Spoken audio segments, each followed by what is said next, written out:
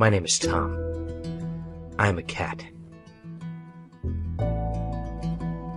I get up at 7:30 in the morning.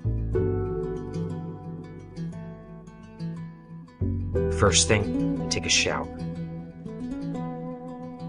Next, I get dressed. After that, I brush my hair. At 10 to 8, I eat breakfast.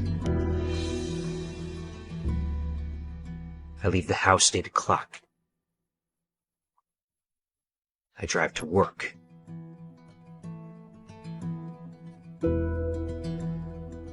I start work at 8:30.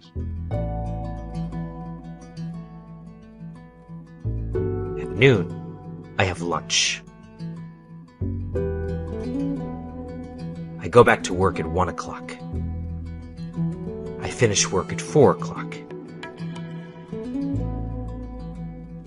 After work, I always work out. Sometimes I go shopping. I drive home at 5 o'clock. At 6 o'clock, I have dinner. After dinner, I do the dishes. Next, I watch TV. Sometimes I read a book. I go to bed at 9:30.